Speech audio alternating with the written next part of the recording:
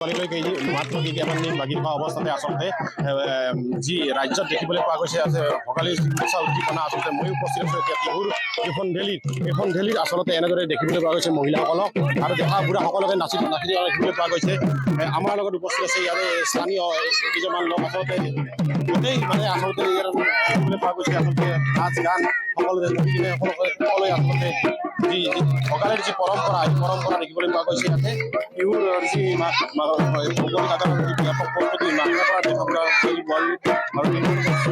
সকলৰ লগতে নিৰ্মাণ হৈছে এটা কাৰেংঘৰ আৰ্হিত আচলতে এই ভেলাঘৰ বুলি ভেলাঘৰৰ কাষতে আচলতে যি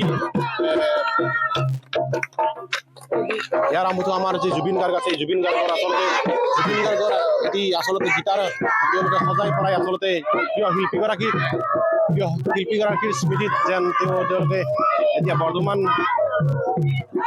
হয় এনেদৰে কৰিছে আচলতে কণ ডেকা বুঢ়া নাচনীসকলে তেওঁলোকৰ দেখিবলৈ পোৱা গৈছে আচলতে আমাৰ লগত এজন ঘূৰি আছে ইয়াৰে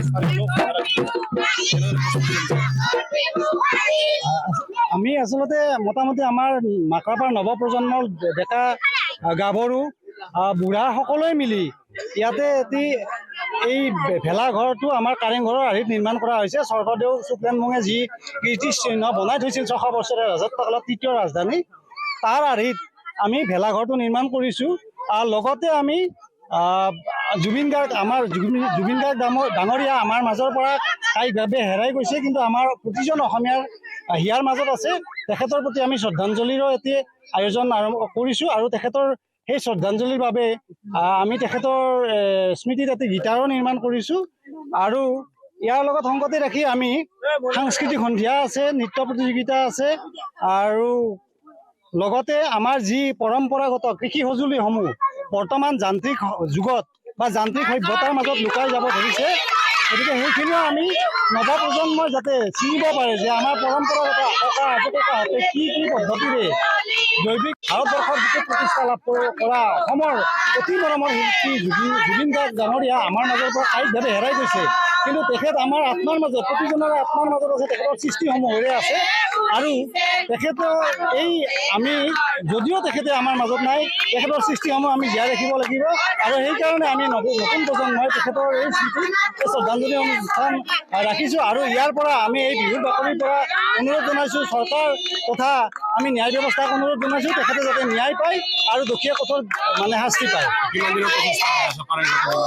প্ৰায় এইটো আমাৰ একমাহ আগৰ পৰা ল'ৰা ছোৱালীসকল বা ডেকা গাভৰু চবেই লাগি আছে আৰু ইয়াৰ জৰিয়তে আমি এই বৃহত্তৰ সন্ধেলি গাঁও যিখিনি মানুহ যিখিনিয়ে লগ লাগি কামখিনি কৰি আছে এটা একতাৰ নিদৰ্শনেৰে সম্প্ৰীতিৰ নিদৰ্শনেৰে সমাজখন যাতে আমাৰ ঐক্য সংস্কৃতি বা আমাৰ যি পৰম্পৰা বিহুৰ জৰিয়তে যাতে সংগঠিত হয়, বিভিন্ন খীয়ালি যি বিভিন্ন ভেদাভেদ আছে সেই আঁতৰাই যাতে এক এনাজৰীৰে যাতে বান্ধ খাব পাৰে।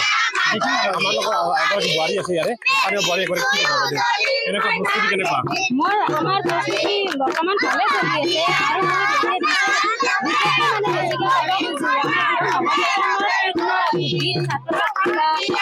ল'ৰা ছোৱালীখিনিৰে আৰু যাতে অলপমান লিখা বুদ্ধিৰ হয় আৰু পিছত আৰু কিবা বেলেগ নহয়, মই সেইকাৰণে তেওঁলোকক বহুত ধন্যবাদ দিছোঁ। সান্দহ পিঠাগুড়ি কৰি আছোঁ, বনাইছোঁ, লাৰু বনোৱা নাই, পিঠা বনাইছোঁ, সান্দহ ভাজিছোঁ আৰু চাউল বৰা চাউল যোগাৰ কৰিছোঁ। সেইখিনিয়ে আমাৰ মাঘৰ বিহুত প্ৰস্তুতি ভালে চলি আছে। পিঠা লাৰু প্ৰস্তুতি কৰিহে আছে, লাৰু পিঠা সান্দহ আৰু সেই বহুত ভাল লাগিছে। ভোগালী বহুত আমি তাৰমানে গাঁৱৰ ৰাইজে এসাঁজ লগে ভাগে খাম বুলি ভাবিছোঁ আৰু বিহুৰ যে মাঘ বিহুৰ প্ৰস্তুতি চলাই দেখিবলৈ পোৱা গৈছে। Camera person